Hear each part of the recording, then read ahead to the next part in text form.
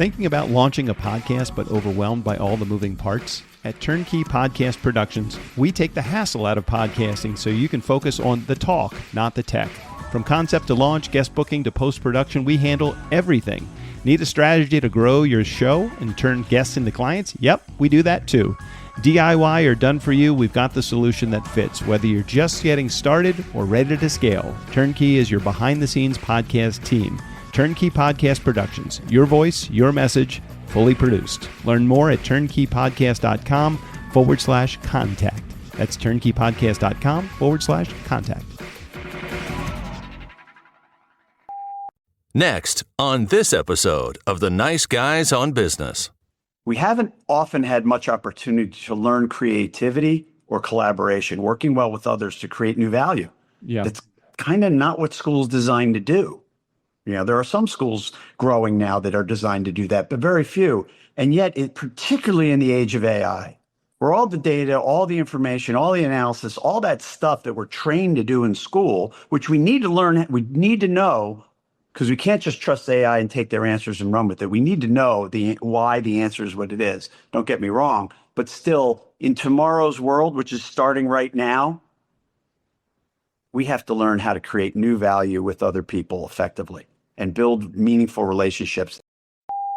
Listen, strange women lying in ponds distributing swords is no basis for a system of government. Supreme executive power derives from a mandate from the masses, not from some farcical aquatic ceremony or the nice guys on business. Go from where you are now to where you could be. Get expert tips to grow your business, to be more productive and more efficient, whether you're trying to build influence, grow your community, or make it rain. Best-selling author of Nice Guys Finish First, Doug Sandler, can lead the way. The Nice Guys on Business is produced by Turnkey Podcast Productions. Now, here's your host, Doug Sandler. All right, welcome back to the podcast, Nice Guy Community. Today, we're in store for a great conversation. Now, think about this. When was the last time you asked yourself what a fulfilling work life actually means to you? So today we're going to dig deep into that subject. Jeff Westphal, he is an accomplished executive. He's an entrepreneur, a philanthropist, and the author of a brand new book, A Work Life Worth Living. A Work Life Worth Living. After years of chasing professional success, Jeff came to the realization that many high achievers quietly struggle with, and that is success alone does not guarantee meaning. So we're going to dig deep into that. Through his book and his company, MeaningSphere, Jeff is helping people rethink the relationship between work and life, built around his belief that work and life are not two separate things to balance, but one life you're constantly dialing in. His mission is not to prescribe change, but to empower people to create work lives that feel more meaningful, connected, and worth living. That's the only thing I have prepared for this show because I knew it was just going to be a legitimate, genuine conversation. Jeff, I'm excited to chat with you. Welcome to the podcast.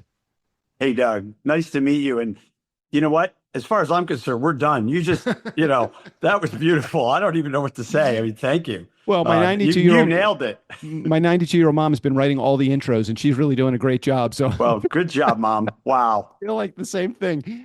I've said this many times before on the show prior to us having this introduction from your amazing team. By the way, amazing team supporting Truly you they are. And all the effort. Is that there really is no connection between the harder you work, meaning the more hours that you work, the more successful that you will be. And one of the things that I found was really interesting as I was preparing for the interview, I was talking about that success and meaning are not always the same thing. So can we talk about the definitions of success and what truly meaning is in the work life side of things? Sure. It's as good a place to start as any. Yeah, let's do it. I'll tell you a simple story. I'm going like crazy.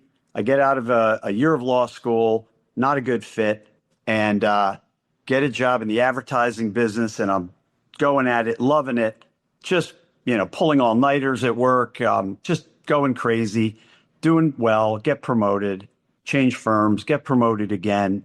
And then I get offered a corporate job. I'm telling my parents, hey, I got this great job with Marriott Corporation, feels like a good move client side. And my father says, why don't you come work for me? Okay. And I say, okay, that's it. That was the whole conversation, yep. Right? get to the office. He promptly offers me $5,000 less than the job I had accepted. Of course. Right. And dive right in, go like crazy. Having success, companies doubled, companies quadrupled, right? I'm in a marketing and sales role. I can't take nearly half that credit or much of that credit. Yeah. But here's the thing. I get introduced to this former DuPont executive named Jim Patton. And Jim says to me, so what's your vision? Where do you see this going?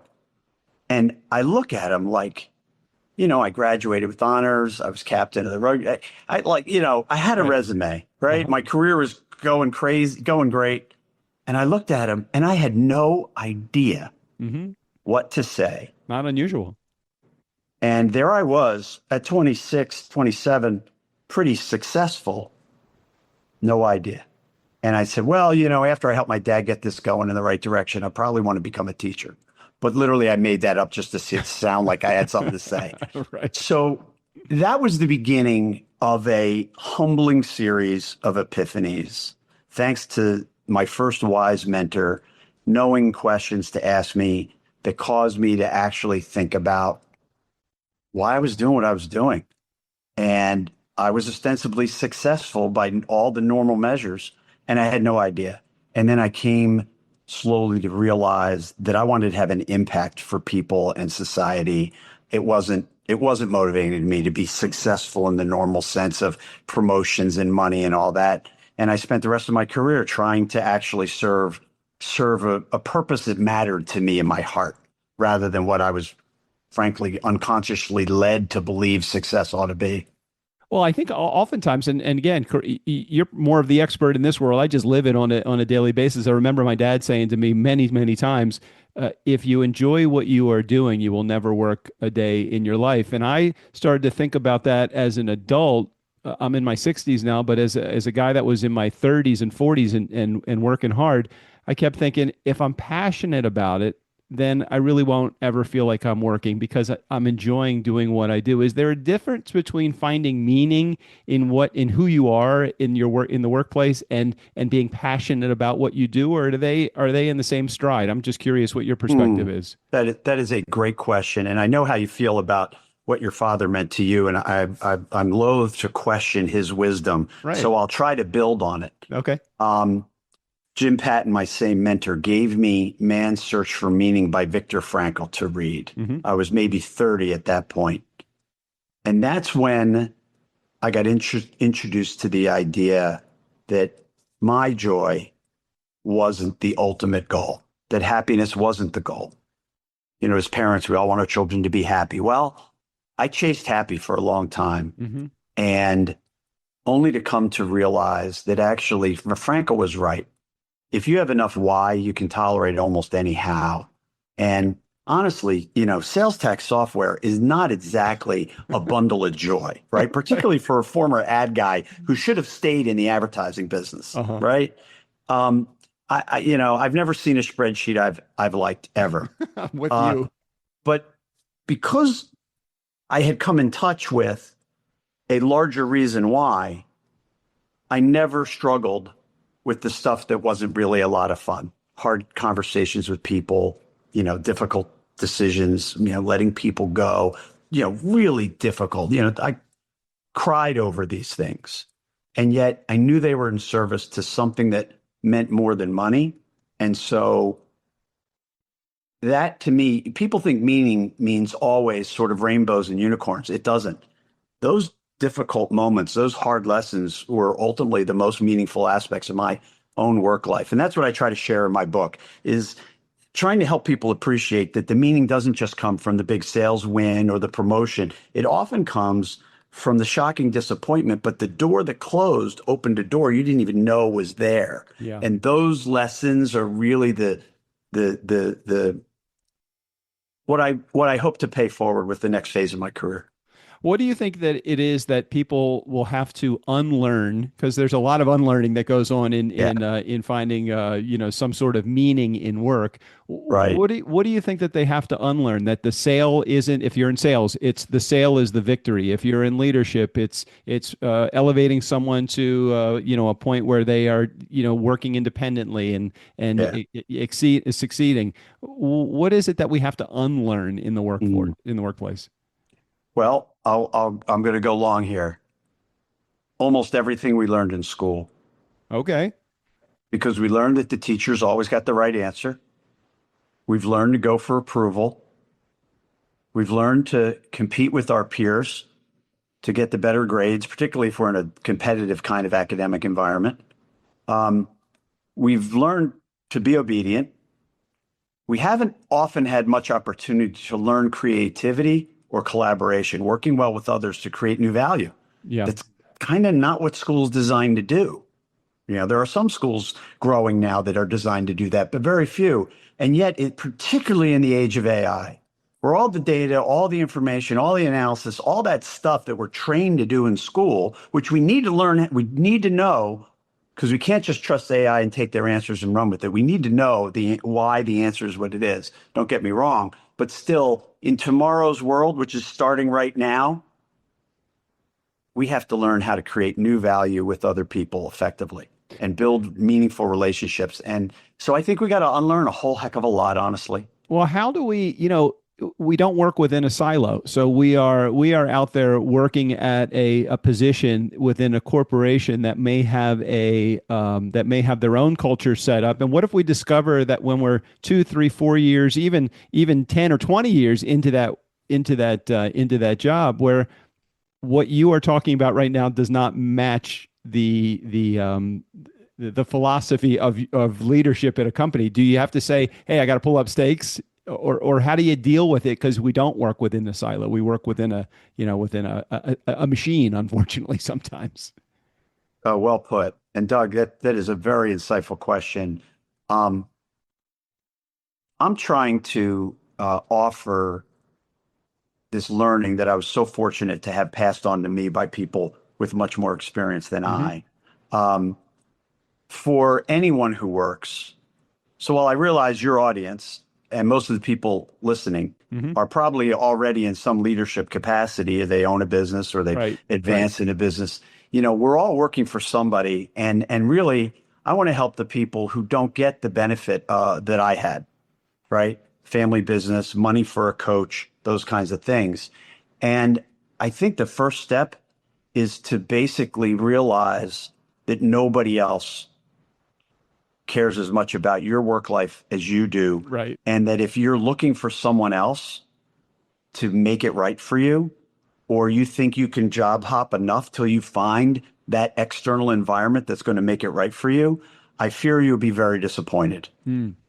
Because 80 or 90% of what feeds fulfillment is inside Yeah. and knowing what it is that feeds fulfillment for you. Yeah. Agreed. Then you can find ways, even if you're in an environment that you can't even talk to anybody about it, Right. Toxic. right? Toxic or just not open, Right. you Right. can still see where the juice is for you and feed that without telling anybody that you're getting more fulfillment out of this than they are. And one of the reasons that I created MeaningSphere is, there are great books out there and great speakers. Simon Sinek is fabulous. Adam Grant is incredible. Brene Brown is incredible. Dan Pink, they're offering amazing wisdom, but where do you go to practice in a safe place? Hmm. Where do you go to meet other people like you and I, Doug, right?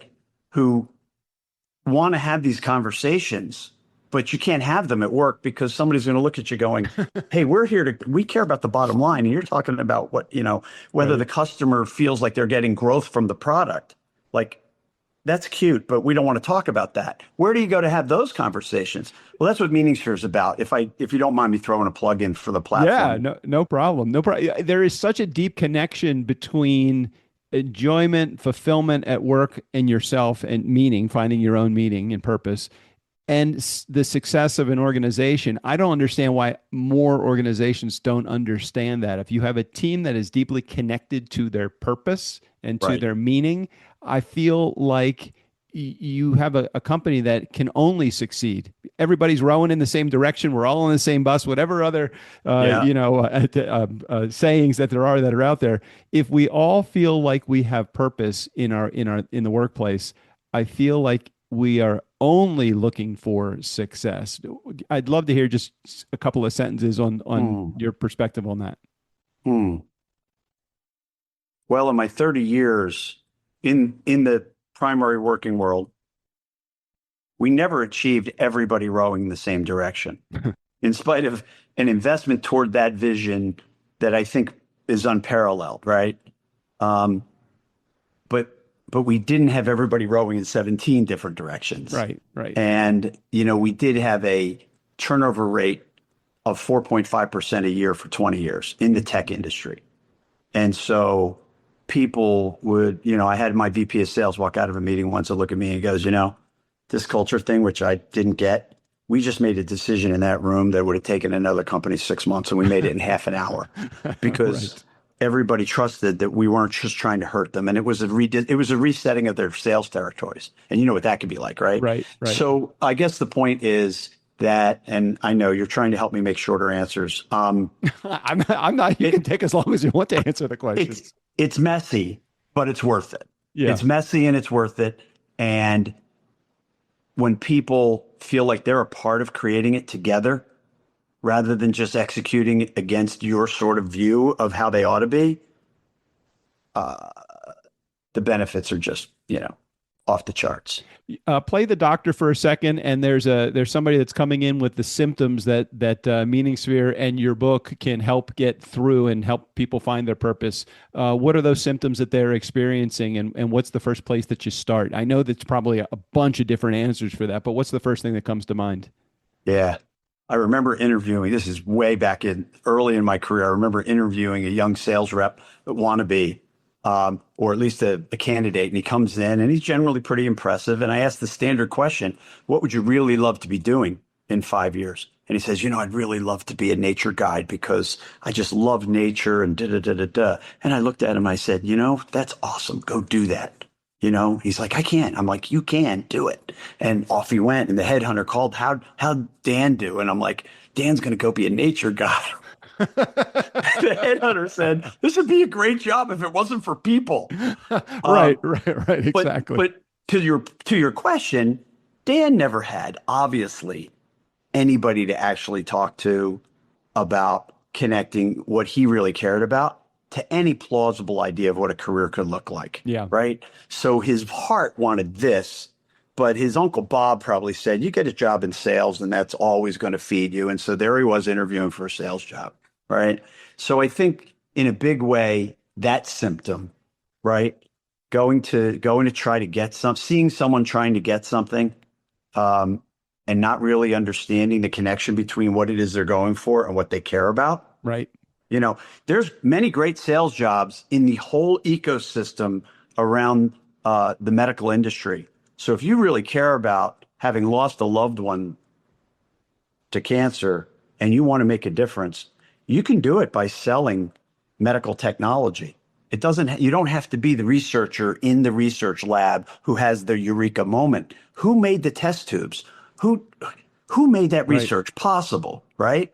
And that's part of what MeaningSphere and the book is intended to help people have an opportunity to think about, because I know I never did. I mean, it was a revelation to me to realize that, there's sales tech software in that soccer ball that I just ordered for my kid. Yeah. That I wouldn't have been able to order if my company didn't make it possible for Amazon to do that transaction. So those connections that so many people in this era of specialization are removed from, I hope to help people, reconnect those and realize that actually the world we have requires all of us. Let me just share this with our nice guy community, just so we're making sure we're on the same path here. Jeff's book is called A Work Life Worth Living. We're going to put a link in the show notes so that you have access to the book. Somewhere around the air date of this podcast, the published date of this podcast will be when your book goes on pre-sale on Amazon. I'm excited to be able to introduce the book to our community. Let's talk about the origin of the book. You've been doing this work for decades on your own with your own self work. And then you created MeaningSphere after all of that, after you learned the lessons, and then you decided to write the book. Just talk about that journey for a second, from MeaningSphere to the book itself. Doug, that's really close. The book idea came before MeaningSphere. Okay. All right. As I'm applying some of these ideas that my mentor helped me realize, and then I go asking other people, what do you really care about? And they'd be like, I'd be like, oh my goodness, how could I have not known that? And it just changed everything about the company, how I led, et cetera. I thought, and as new employees were joining, I would meet them all in small groups and I'd say, why are you here? Very few actually had an answer other than kind of the best job I could get, right? Pay, benefits, that kind of thing, right? Right. And so I'm like, when I'm done here, once we've accomplished something with this, I'm going to write a book and go on the speaker's tour, because people give me feedback. I'm fairly acceptable communicator, right? Right. But I'm like, okay, once we're done here, like we've accomplished something meaningful. Little did I know I'd be in that company for 33 years. But that was always the vision. And then when I finally announced that I'm going to retire in 2016, and at the end of the year, I start working on the book. And on my big retirement trip, I have like another in a series of epiphanies where I realized, like, right, I already mentioned all these great authors. Maybe the book would have been useful 20 years ago when I started doing these things, when the books that impacted me were the 7 Habits and Fifth Discipline and Synchronicity, right? But like, does the world need another leadership or management book or culture book and another speaker? And I was like, no. And then it literally came in an instant. And it was like, they need a place to practice and to work with others and feel a sense of belonging. They need tools. They need support. They, being all the people who can't afford an executive coach like I had, need a place that's affordable where they can learn from and support each other. And that was the big aha. So that put the book on hold, because I'm like, all right, well, I'm not going to publish a book without a place for people to apply the stuff. Right. And so we spent 5 years developing MeaningSphere, testing it, refining it, doing research with world-class research partners, et cetera, tested and validated the platform. And then I went back, finished the book, and here we are. And I had a health issue along the way that cost us 2 years. So I can't believe I'm 64 and it's finally time. But here you are, I didn't have any control, and this is the time. And I guess I'm not too old yet. Everything in its divine purpose and its divine timing is as well. So tell me, there are larger forces at work. Oh, no doubt. What should I be asking you about either the communities that you are building or the book that I haven't asked, so that somebody that is out there in our audience right now knows that this is, one of the things that I kept coming back to with your team is this something that's good for an executive that's been at the same company for 30 years and highly successful, and they kept saying this is for the man or the woman early in their career. Let's shape this, or let's shape them before they get rolling. So talk about that, or maybe anything else that you want to share about the book, about MeaningSphere, about any of that. Sort of in your question embedded actually a great answer to your question, which is, what would I say to people in leadership, people with employees? What I would say not to do is buy the book and give it to your people, or tell your people about the book. Hey, you might want to read this. Because unfortunately, no matter how much you care about those people, they see you as power. And no matter how nice you are, you're the power. And there's nothing you can do to separate that. Even a zealot like me, with 20 years to work and build the culture, et cetera, I suspect no more than 30% of the people that I was leading actually believed that I actually believed the things that we were trying to do, right? They were still mostly skeptical, because the rest of the world doesn't work this way. And so, and they have a very, very high level of suspicion about anybody making money off of their efforts, right? And unfortunately, the Enron guys and the people who rob from their employees give all of us a bad name. And it makes me crazy that they do that. But the people just look at us with skepticism. So I would say, if you really are interested, read the book. Mm-hmm. If it rings any bells and it makes any sense to you, really check in with yourself about how deeply you believe these things. And then ask the people around you, hey, how am I doing with this? Because I care about these 5 things, whatever your 5 things are. Mm-hmm. But I don't know that I'm actually behaving in a way that gives you comfort that I care about these things. And, I've read this book and it's caused me to rethink, right? I think that that's precious because you just can't be Solomon in your own home. If they're then begging you for the book, well, then fine, say, okay. But my goal here is not to sell, look, I don't need to do any of this. The company went public. This is not a money-making endeavor for me. So I care much more that anyone who does show an interest in this book and this platform honestly wants to be there. I'm not interested in selling gym memberships for people who won't show up or won't get anything out of it. Right. So basically my message is don't buy my book unless you really want to really take a hard look in the mirror. For someone that does a lot of self-work, when you wrote the book, did you change? Did any of your own perspective change in any unexpected ways as you were writing this and say, I didn't even think about that, but man, I need to do more work on myself on this particular part of my life? Doug, I'll tell you, I actually want to interview you. That is such an insightful question because yes, I grew so much from the process of writing the book, four manuscripts from end to end, right? Yeah. That I had to sit down with my successor and make sure I had some FaceTime with him to apologize for some of my behaviors that, I only in hindsight after I'd left the business that I realized, wow, that was really bad. Yeah. I still have a lot of that kind of work to do. It was cathartic. It was emotional. I'm not easily emotional, but writing about my mother, who passed of breast cancer 25 years ago, and what that meant in my life and career and how I buried my grief and how that led to other challenges that I had to overcome, or at least learn to live with. It is. I would recommend to anybody that whether you ever want to publish a book or not is a totally separate question, right. But sit and write one. Agreed. Back in 2015, I wrote a book called Nice Guys Finish First, and it was an amazing lesson for me. It took about 9 months to write the book and about another year to finally get it published and out there to the world. Discipline, stories lessons learned in life. So many great things came up, and it was a huge learning experience for me. I would be shocked if someone said in writing the book, I just got all my thoughts out on a piece of paper and I was able to release that to the world. Oftentimes you do learn a lot of lessons just in the editing process alone when your publisher says we need to change this around, but that's not how it happened.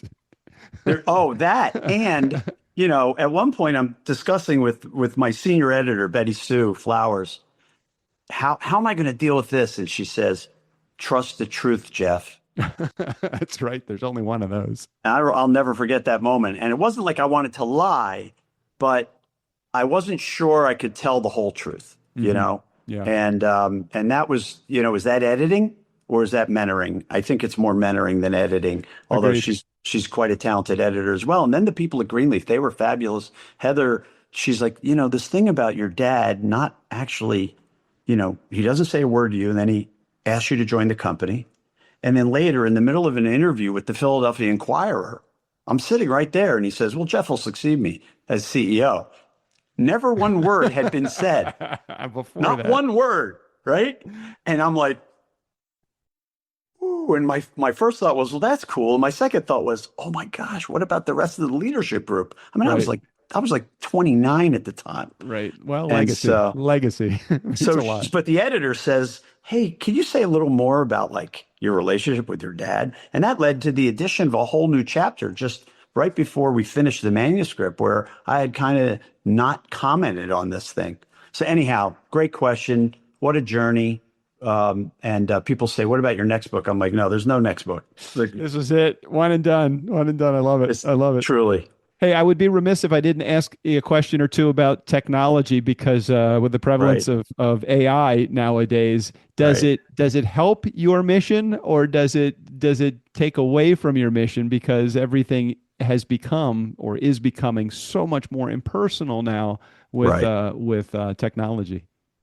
Yeah, another great question. As you know, I include a note about the role of AI in each chapter. Um, I believe, and of course it's belief because nobody can predict the future, but I think that AI's exponential advancement of crowding people out of analytical work, desk work, leaves us much more face to face Mm-hmm.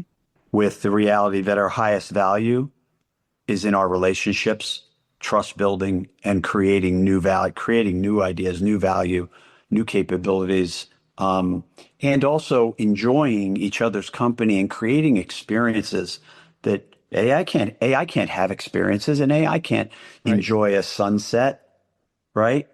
But we can, and now that we'll be less tethered to our desks, hopefully, then there's going to be new opportunities to create new experiences for people. So I do see AI is actually a painful, it will unfortunately be painful for many people. Yeah, to a degree, yeah. Change usually is, but it can usher in an era of deeper humanity. And I hope to support people through that change journey. Very nice. Very nice. Yeah. If someone in our listening audience heard your message, they heard it loud and clear, but they still feel trapped in a career that no longer fits who they are, Yeah. what would you leave as your final thought to them? What would you want to let them know? Oh, great that you know that because so many people are just trudging, unconscious of how Hmm. depressed and miserable they are in their work or convinced that there couldn't be anything more, right? Secondly, um, dreams die hard. So imagine the future you want. You know, there's no cost to it. And the worst thing that could happen is you cry because you don't have it yet. But after you get over crying that you don't have it yet, you can actually imagine how to get from here to there. Right. And you'd be amazed at how doors open you never even knew were there. Well, I'm excited to hear some positive feedback from our audience when the book comes out. Do you know about when the book is hitting the streets? When is it out there? Oh, absolutely. Available on Amazon and other online resources June 2nd, Okay. And just a couple of weeks. if they go to your website, the one that I'm going to put in the show notes, there'll Right. be a link to the book. Can they actually buy it from there? I know that's part of the administrative stuff, so I don't know if you or your team Right. knows, but we'll figure that out. My website takes you to Amazon, Got it. right? Okay. And it would help if you care about this kind of work and you want to see the world of work change, which is the mission, right? Then if you buy on Amazon, think about and you like the book, think about posting a review because that then moves the book up the rankings and that'll Totally. allow more people to get in touch with it. And if it ever makes any money, that money will be going to our charitable pursuits anyhow. That's Yeah. awesome. That's awesome. And for those in our community, if you plan on buying the book, please plan on leaving a review. As an author of a book myself, written 11 years ago, I can tell you that the lifeblood of any author are the reviews of the book. It's what gets you higher in the algorithm. It's what gets you more book sales. It's not just the sales, as Jeff says, it's the impact that your book and your message is going to have. So please, if you intend to buy the book knowing that you're going to leave a review.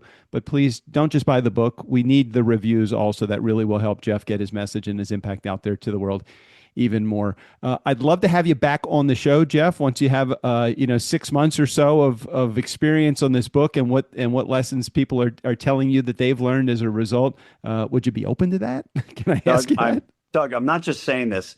Really, this couldn't be my happier of happy places to talk Nice. with someone as experienced and knowledgeable as you are with a community like you've created on this topic. Like, you'd be sick of me, but I'd be back every month. So Awesome. just say the word. Well, we'll get you back on the show once the book comes out and you got some positive reviews from our community. I would love to hear it. And I was watching one of your interviews. I think this was a handful of years ago. It was a video interview. You were wearing a Phillies hat. So I'm assuming, are you a Philadelphia resident? You bet. Awesome. Well, You bet. I was married to a woman that lived in Fort Washington, Pennsylvania, Okay. and met her at the Society Hill Sheraton there in Center City, and lived in Maple Shade, New Jersey for a bunch of years myself. All So right. I'm a fan of that whole part of South Philly. So when I say go Birds, you know what I'm talking about. 100%, 100%. Go Eagles. Go Eagles, right, with an I. Exactly. That's right. Jeff, thanks for sharing. Thanks for being on the show today. Good to be with you, Doug. Take care. Hey, Nice Guy community, never underestimate the power of nice. Again, special thanks to Jeff. All of his information will be right there in the show notes. If you don't know how to go to the show notes and you're an adult, ask your kids. They'll tell you how to get there. Steve O'Brien, in the meantime, take us out of here. For the Nice Guys on Business, and in accordance with my court-mandated community service, I'm Steve O'Brien. Only 27 more voiceovers to go, and then maybe they'll let me leave the state and take this ankle bracelet off.